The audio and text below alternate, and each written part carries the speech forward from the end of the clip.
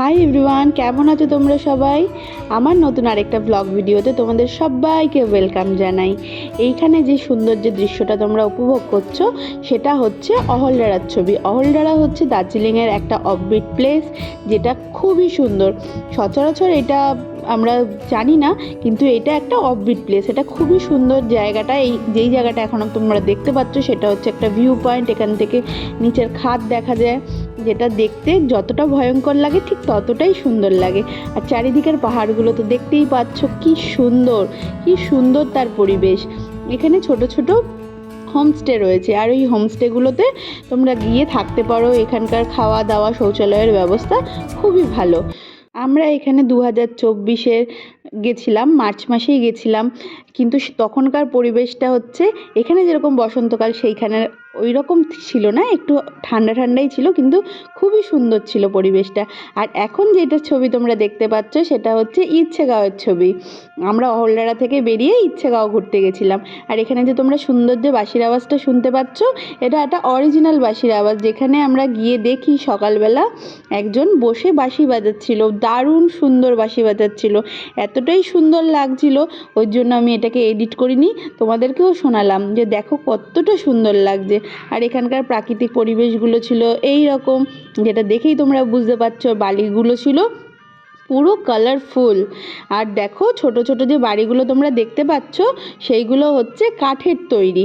এইখানে খুব বড় বড় পেল্লাই বাড়ি নেই আমাদের শহরাঞ্চলের মতন। আর রাস্তাগুলো ঠিক এই রকম পাহাড়ের ধাপ কেটে কেটে তৈরি হয়েছে, যেটা দেখতে খুবই সুন্দর লাগছিল।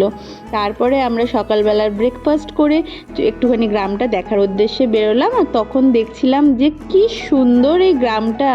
তোমরাও দেখে নিশ্চয়ই বুঝতে পারছো যে গ্রামটা কতটা সুন্দর, কি সুন্দর হাওয়া দিচ্ছিল, আর গাছগুলো এত সুন্দর নড়ছিল, আর হাওয়াটা এত ভালো লাগছিল বন্ধুরা, তোমাদেরকে কি বলবো। আর চারিদিকটা ঠিক এই রকম ছিল, চারিদিক গাছে গাছে ভরা ছিল। আর এই রকম ধাপ কেটে কেটে সিঁড়ি ছিল, এই ধাপ কেটে কেটে সিঁড়ি দিয়েই যারা ওপরে থাকে তারা এখানে যায়। এখানে কোনো আর এর থেকে বেশি সুন্দর ব্যবস্থাপনা নেই। এখানে সুন্দর এরকম পতাকা লাগানো ছিল, এগুলো সারা জায়গায় আমি দেখতে পাই, এটা ঠিক জানি না এটার বিষয়টা কি, কিন্তু এরকম ছিল। আর প্রত্যেকটা জায়গাতেই সুন্দর সুন্দর ফুলের গাছ লাগানো ছিল। দেখো বন্ধুরা, তোমরা দেখতেই পাচ্ছ, এটি প্রত্যেকটা বাড়িতেই এরকম সুন্দর করে সাজানো ছিল।